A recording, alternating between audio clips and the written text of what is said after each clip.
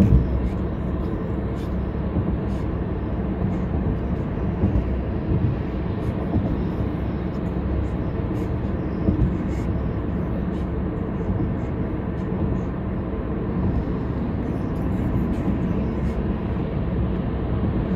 a lot of folks, for sure. All right, Christy, thanks for that. All right, thanks, Mark. Christy Randall-Ken with our business report coming up on the current today as tree planters may aim to meet the federal government's target of planting 2 billion trees by 2030. Experts say we're doing it wrong. We need a greater diversity in tree species. They say the way we're planting forests now may actually be fueling wildfires. That's coming up on the current after the 8:30 news. The Talus Dome is under repair right now. The public art sculpture is currently hidden under scaffolding and a large white cover. Normally, the tower of stainless steel balls can be seen by people driving by the Quinnell Bridge at Fox Drive. And Terry, you went to check out the site recently. Yeah, because many may remember the news that the Talus Dome was damaged back in April of this year, and it made headlines because a man managed to climb into the sculpture but then was stuck inside. So the Edmonton Fire Department had to cut into the stainless steel spheres to get him out safely. There was a maintenance hatch, but unfortunately emergency services weren't aware of that at the time. Bad. So how are they going to fix the hole? Like they must have damaged some of the balls, right? They did, yeah. As I mentioned, they did have to damage some of them. So to find out what they need to do to repair it, I met David Turnbull at the sculpture. He's the Director of Public Art and Conservation with the Edmonton Arts Council. We're standing beside this awesome white house. It's the only way I can describe it. It's massive. It's next to the freeway. It's covering up Talus Dome. It's basically shrink wrap scaffolding. But the reason that we need to have the Talus Dome completely covered is because the welders are doing their work. We want them not only to have the privacy to do their work, but they also have shielding gas that they use in their welding process. So it blocks the wind from wrecking their work, basically. So they've been at it for, from the time that the scaffolding went up, it's been about 4 or 5 weeks so far, and they've got another week, maybe 2 weeks or so.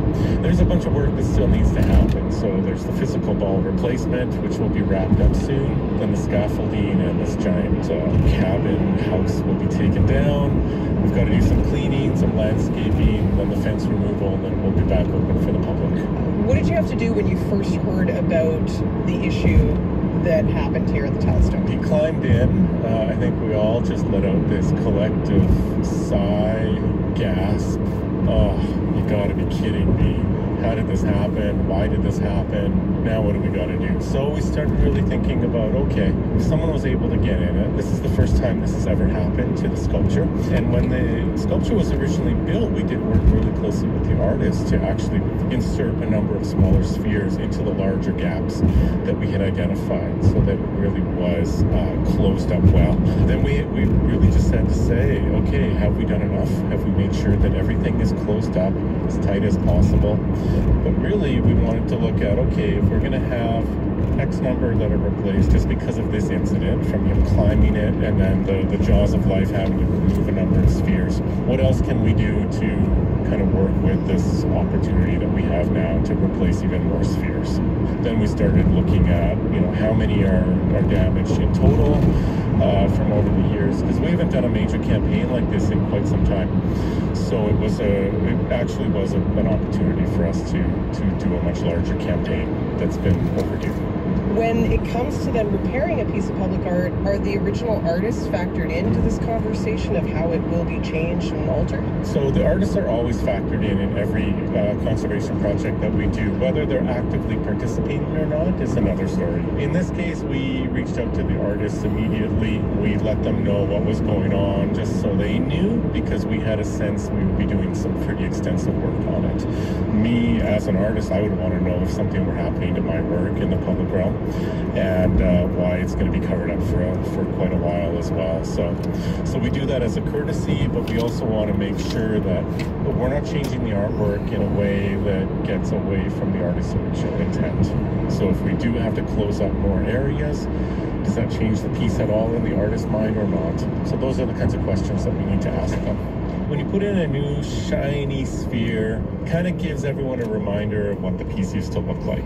I don't really see it as a major problem. The stainless steel develops a patina pretty quickly over time. So when the tenting and everything is removed and the piece is revealed again, you will be able to see which are the new pieces, which ones have been replaced, which ones are still original.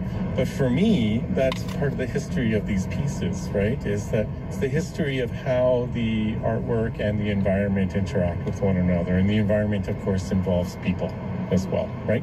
So how people received it, how they interacted with it, how is this thing aged in space over time. The sculpture becomes a documentation of the environment all around it. That's how I like to think about it. How tricky is it to also find the right contractors that can work on something like this? Because I'm sure it can't just be anybody. No, it can't just be anybody. It has to be specialists that deal with stainless steel. It's a very specialized trade. And we actually work with the company that the artist had worked with originally when it was being installed. So they're very well versed with the piece. They're very familiar with how long it's going to take, what the tools and equipment are, what the process is. It's not news to you that when the sculpture first went up, there was a lot of talk about it. Some people love it. Some people hate it. Some people are in between. Yeah. It had a price tag around $600,000. Was maintenance and that sort of thing factored in, or is this now opening a new chapter for the Talistome? We did have a funding model that budgeted for conservation and maintenance for its lifespan. That didn't really take into account major restorations, though.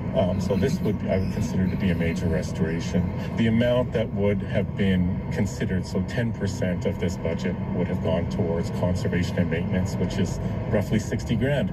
That doesn't really go very far, especially now with escalating costs all across the board. Even for maintenance, for its lifespan, $60,000 is next to nothing. Is this probably one of the biggest conservation efforts you've seen? This one is pretty big. We did tear out a fountain a number of years ago on the Victoria Promenade, just south of Jasper Ave, called the Oliver Convergence. So that piece, the entire artwork came out of the ground. We ripped out all the concrete, the plumbing, redid everything. So that was pretty major as well. So those are so far the top two.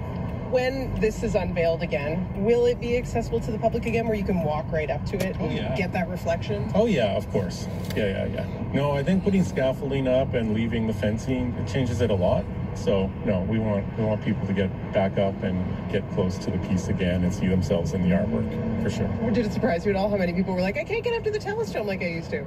Yeah, actually, I was shocked. I think we all were surprised, and we were really happily surprised, because we love this piece, and we love the dialogue around it. We even love it when people come out and they talk about how much they hate it. We love how many lovers of the piece come out and defend the artwork. So I feel like the love for the artwork has just been growing and growing and growing. And yeah, it's unfortunate that it wasn't accessible for everyone the way that we and everyone had wanted it to be for the summer.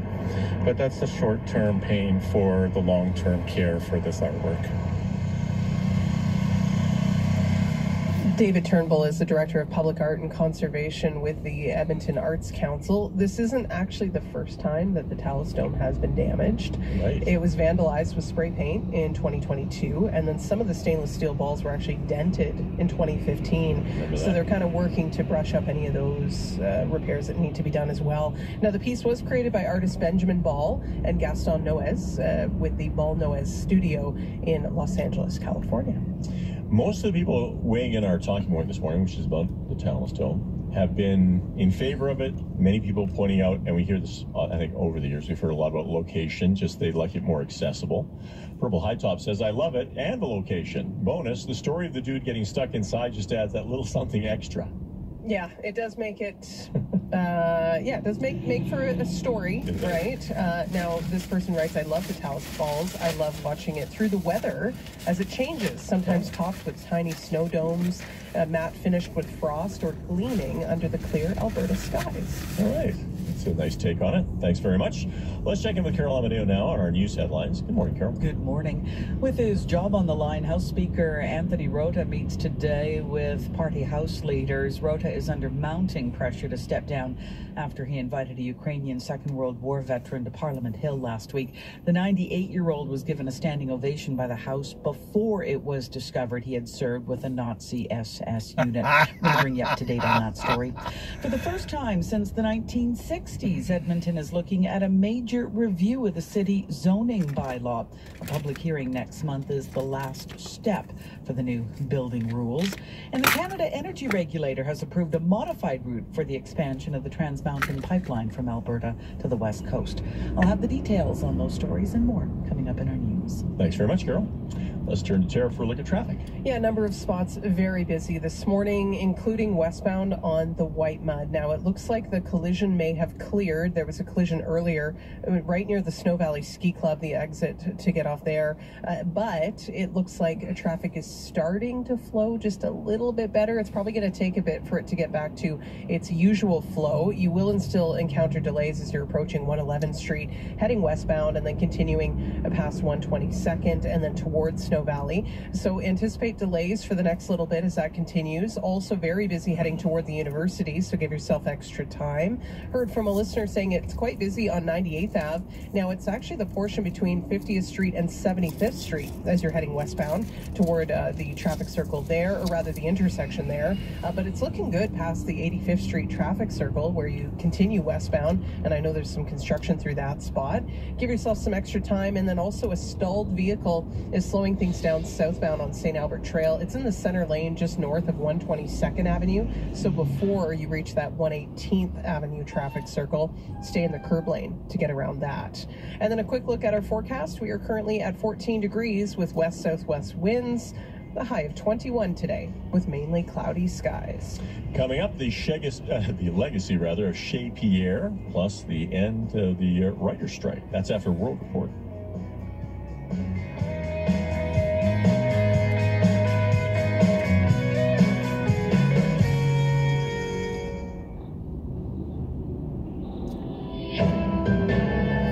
This is World Report.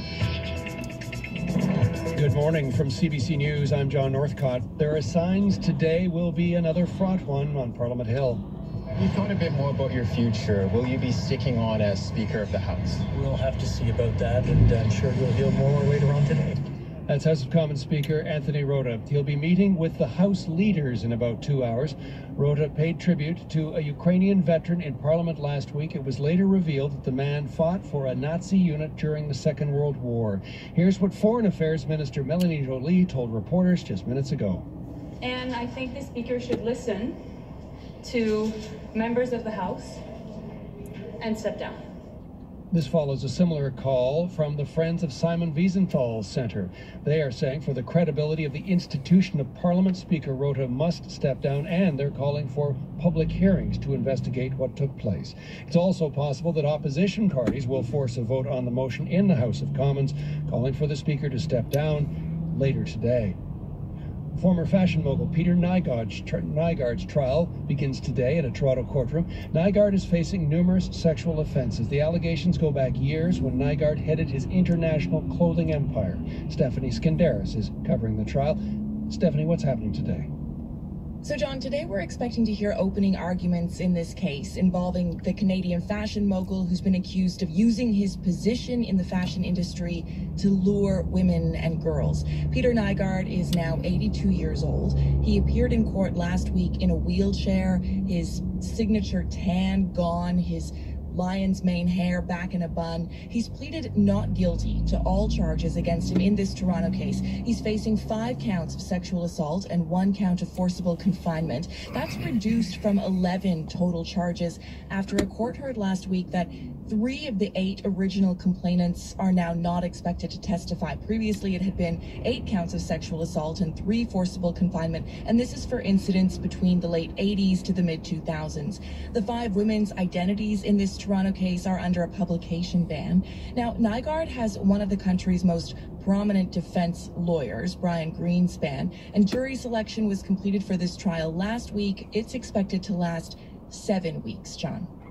Regardless of the outcome of this trial, Stephanie, it's not expected to be his last. What can you tell us about that? Yeah, that's right. It's the first of 4 jurisdictions where he'll face charges. Next year will be in Winnipeg and Quebec. And once those Canadian cases are done, he'll then be extradited to New York to face U.S. charges. He's facing 9 counts in New York, including sex trafficking and racketeering. Stephanie Skendaris in Toronto. Thanks, Stephanie. Thank you. Homelessness is an issue in communities large and small right across the country. In one Labrador municipality, local leaders may have a plan, but as Ariana Kelland reports, the solution is leaving the town divided. It's not the best place, but the only place. There's a bed, desk, bathroom, and love seat. This is Michael Joy's home at the Labrador Inn. He's been here off and on for 2 years. I've seen lots of fights, arguments, cops, ambulances, people getting hurt, people dying. Joy is one of about 20 people who live at the hotel in Happy Valley Goose Bay and is part of a growing number of people in Newfoundland and Labrador housed in hotels instead of homes. In 1 year, taxpayers spent over $1.4 million to shelter people at the Labrador Inn. Bill Dormady is the manager. We've had some people who have hit the 3-year mark and 4-year mark. Politicians and advocates say it's a complex issue. People are often in the throes of addiction and are battling intergenerational trauma and deep wounds of colonialism. We're going to help as long as we can, but when it comes to a certain point, they have to find a solution. The province has pledged $30 million for a new shelter with room for everyone. But there's a problem. George Andrews is mayor of the town. Personally, I've only received one email urging for approval. The rest of it has been primarily negative comments. Andrews says there are concerns the project doesn't include addiction treatment and detox. But the status quo, he says, won't work either. Ariana Kelland, CBC News, Happy Valley Goose Bay, Labrador. 6 months after being kicked off the UN Human Rights Council, Russia is now lobbying to get back on it. The BBC has obtained Moscow's position paper asking some UN members for their support. But just within the past 24 hours, a UN inquiry revealed it has evidence Russia has tortured Ukrainians to death. Eric Mosso chairs the commission. The Commission has also collected further evidence indicating that the use of torture by Russian armed forces in areas under their control has been widespread and systematic. The Commission has found that torture mostly took place in various detention centers controlled by Russian authorities. Mossa says in some cases, Russian soldiers sexually assaulted women while their family members were detained in adjacent rooms. Authorities now say at least 20 people were killed in an explosion at a gas station as they lined up yesterday to get fuel while fleeing Nagorno-Karabakh. The CBC's Abby Kukadasu has more. Hundreds have been admitted to hospital. Dozens are in critical condition, their burns covered by white bandages. The cause of the explosion at a gas station near the regional capital is not known, but it happened as thousands were fleeing Nagorno-Karabakh. Many are heading towards the Lachin corridor, long called a lifeline for ethnic Armenians in the region. It's living up to its name, a traffic jam of cars and vans, furniture and bags of items tied to their hoods along the only road leading into Armenia. For those who've arrived in the city of Goris, a flood of difficult feelings. This elderly man says he'll never go back, never in his life. A woman laments the ceasefire that feels like the loss of Nagorno-Karabakh. She says Armenia is almost gone, blames the leadership in Yerevan, and calls them morons. Another speaks up about foreign soldiers. Russian troops are in the region to act as peacekeepers, but she says they're doing little to protect ethnic Armenians. The head of the U.S. Agency for International Development, Samantha Power. President Aliyev has promised to guarantee the rights of ethnic Armenians. Azerbaijan must live up to that promise. But thousands of ethnic Armenians have already fled. Decades of skepticism and violence drowning out his promises. Abby Kouabasan, CBC News, London. Delegates from both Canada and India are speaking to the UN's General Assembly this morning. The two countries have been trading accusations since last week's claims by Prime McIntyre on 6:30 CHED.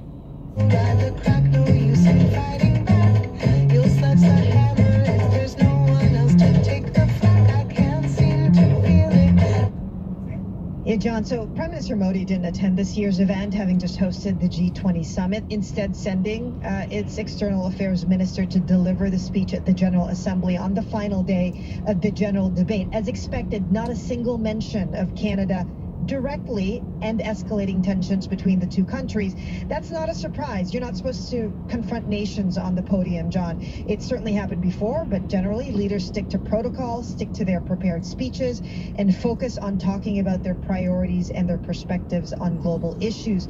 But the Indian minister did make a point of calling for respect and trust among nations when it comes to internal affairs. Have a listen.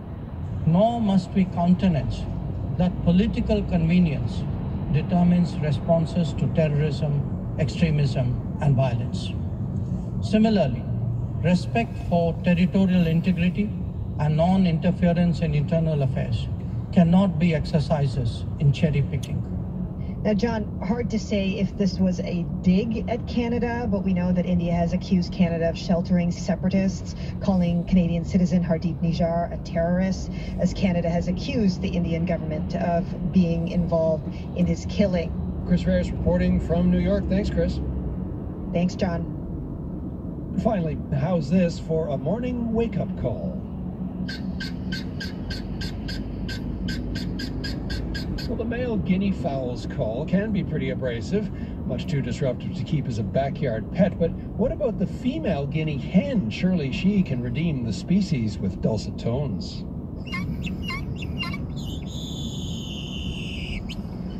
Well, maybe not dulcet, but quiet enough that a Vancouver woman has won a court case against the city of Vancouver, and for now she can keep her guinea hens as pets.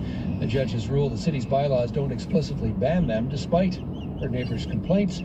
The city of Vancouver says it's reviewing the decision and considering next steps. And that is the latest national and international news from World Report. I'm John Northcott. This is CBC News.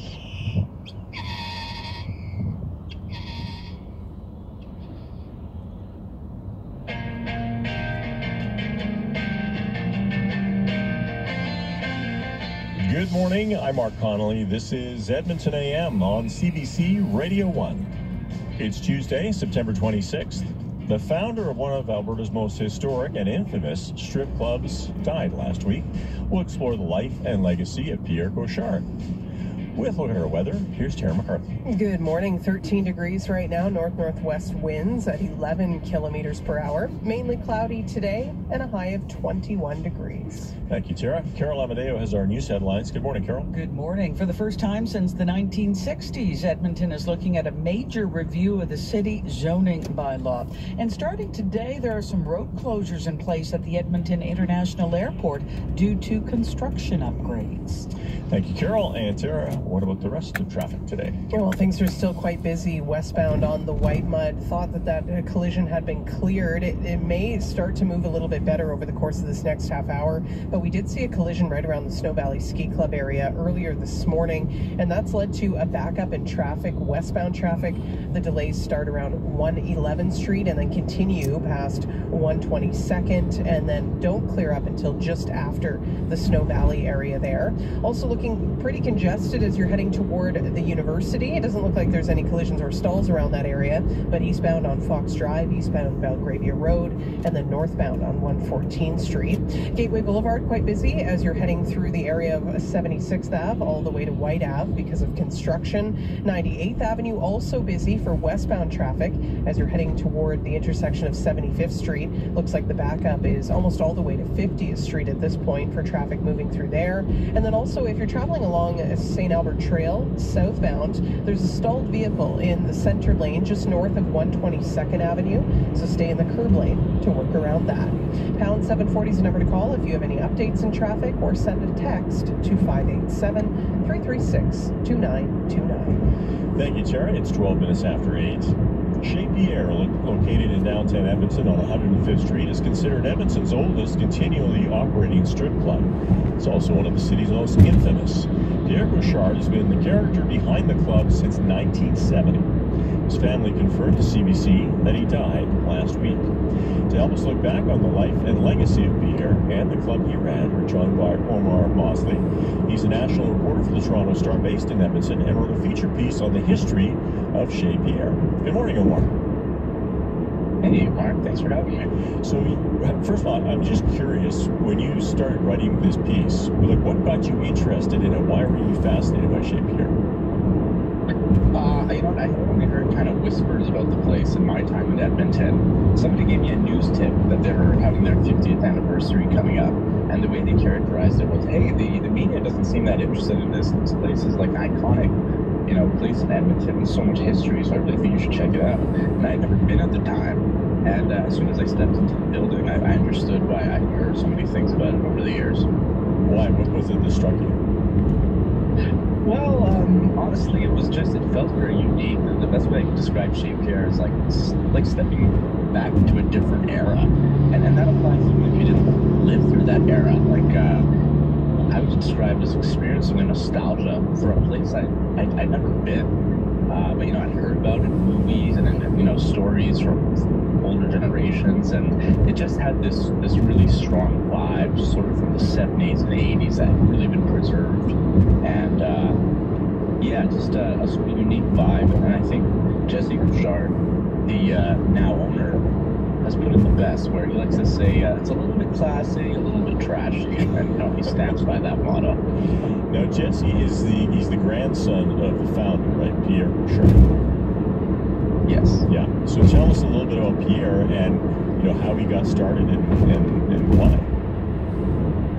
Sure, and you know, there's always better than family, because I got to meet Pierre for about 10 minutes at a very hectic anniversary party because there were so many people lining up to meet him. But you know, from the history I've read and articles from you know, old newspapers, as I understand it, he was an immigrant. He came here from Belgium, a former boxer who had a pretty eclectic background. He had his hands in a bunch of different businesses, and rose pretty high in the ranks as a boxer. He had fought against people like Sugar Ray at one point, so you know, and had established a reputation as a boxer, but it seemed like he wanted to branch out. So he was an entrepreneur and opened Chez Pierre in 1970 on top of a Boston Pizza on Jasper Avenue. And yeah, it seemed like he just saw that Alberta was a land of opportunity, and that's why he decided to open his business here, and he stuck with it. Now, when I was a teenager in Edmonton, I mean, I was aware of Chez Pierre because there weren't many strip clubs. I mean, they changed the rules around strip clubs sort of in the, I want to say, late 70s, early 80s, and then they sort of proliferated, right? You saw them all kinds of places. But Chez Pierre seemed to be that place. It also had a kind of a reputation. Like, I would have been scared to go in there. I thought it was a little dicey as far as whether it was legal or not, or if it was shady. You know, that's kind of was its reputation, if I remember correctly. Yeah, I think a lot of Edmontonians have had that sense of it's a place where you sort of walk by and wonder about, but don't think to enter.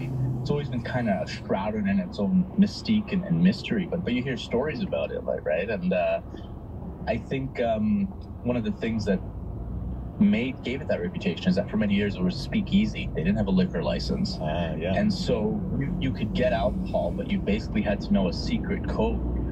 And Pierre, I think, stood out among people in his profession because he really rolled with the times. As you said, at a certain point, you couldn't even have full nudity. So the women were wearing tassels, and Chez Pierre was the first to introduce topless and bottomless dancing, and also the first to introduce male dancers to Edmonton. So Pierre really was an innovator in that sense, and you know, when he opened, he continually evolved with the times to cater to his clientele. What kind of legacy do you think Pierre is leaving in Edmonton? Well, you know, I heard a lot of stories, and I think he left a real strong personal imprint on people's lives. I heard a lot of stories from people telling me the sort of most mundane things, like, oh, I used to be Pierre's cab driver. I used to do Pierre's laundry, and just really sort of clinging to these memories of him. Treasuring them, really.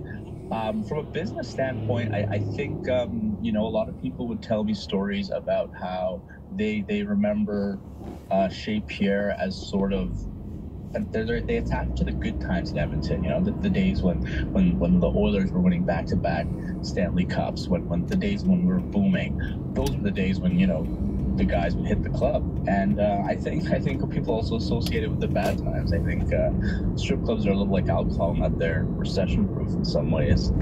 And yeah, I think a lot of people will just have formed a lot of memories of that place. And apart from Pierre itself, I think it's always been a sort of a place where people escape to, even if they don't tell other people about it. True enough. Omar, thanks very much for joining us to talk about it. Appreciate it. Hey, thanks for having me.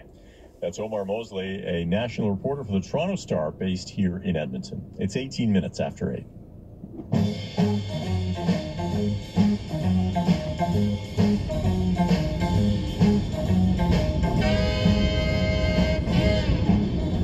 You're listening to Edmonton AM on CBC Radio 1, 93.9 FM, and on the CBC Listen app. Mark Conley and Tara McCarthy with you this morning. And we've been talking about the Talus Dome. Of course, it's being currently fixed right now, as you heard in Tara's report. So we asked you whether you love it or hate it. Brig Griffith says, love them. The only thing now, need to get Saks to sponsor the temporary cover while things mend. Good idea. Good idea. It won't be on for too much longer, as we found out earlier this morning. And now, according to the X or Twitter poll that I put up earlier, I'm actually a little surprised. I wasn't sure. We only put up love it or hate it. We didn't really give you the in-between, but obviously you can comment if you've got some in-between thoughts on it. 85.6% of the people that voted said that they love it. Wow. So there you go. And I actually heard from one listener this morning on the text line saying that they've always loved it. The location adds to the surprise and delight of encountering them for the first time and enhances the pleasure of every time after. Their shine is a constant, and I can't wait for the scaffolding and fence to be gone. And then you mentioned the bus barn earlier this morning that's in the northeast there. Yeah. They say the art on that is fantastic. I think it is too. Feels like an old industrial area. The city is rising from the ashes. It would be a little dismal and kind of an ugly structure without it, this person writes. Interesting. All right. Thanks for all your feedback on that, everybody. A lot of great comments this morning. What's going on in traffic right now?